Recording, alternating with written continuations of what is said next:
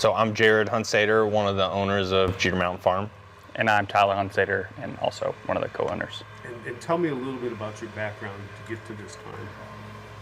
You want to take that? Well, our background is we grew up on a tomato farm in Florida. My dad had roughly about 500 acres of tomatoes, and I had basically grew up, worked on it, and I went to college at App State, came out of college, and I got a job with actually cookout restaurants, HR, traveled a lot, but I knew that farming was still in my blood, and kind of that's where I am today.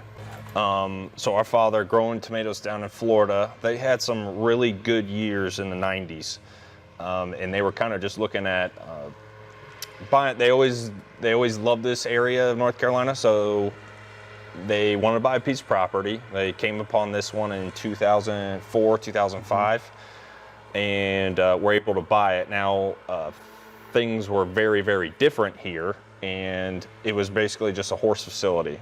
So the barn that we're standing in right now, this is a horse riding arena. The barn where the cider barn is, that was all the horse stables. So things looked very, very different. And it pretty much sat for about almost 10 years till where really things started to happen, until we kind of got out of school, moved up here, and my dad had always had a dream of opening up an apple orchard.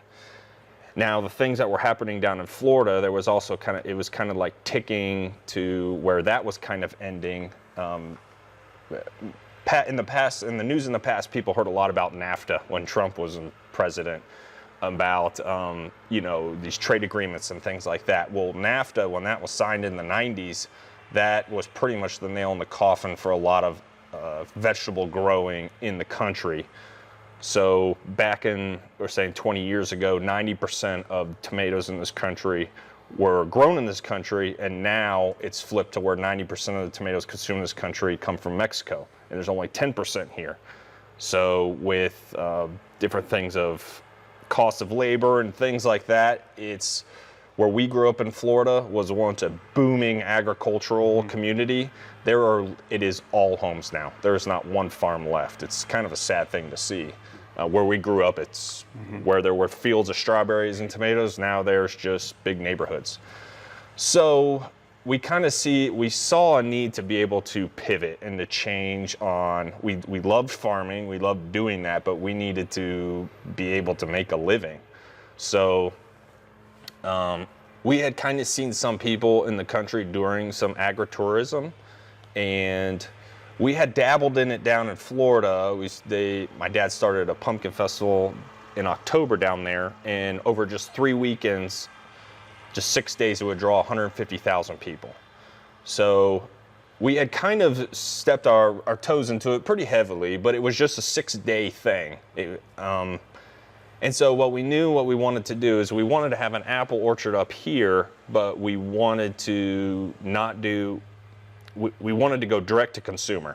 So we wanted to just do full retail. We created the entire property around a U-pick experience. The fields are set up for that. There's different walk paths and things that wouldn't make sense for commercial, but for a retail setting, it does make sense.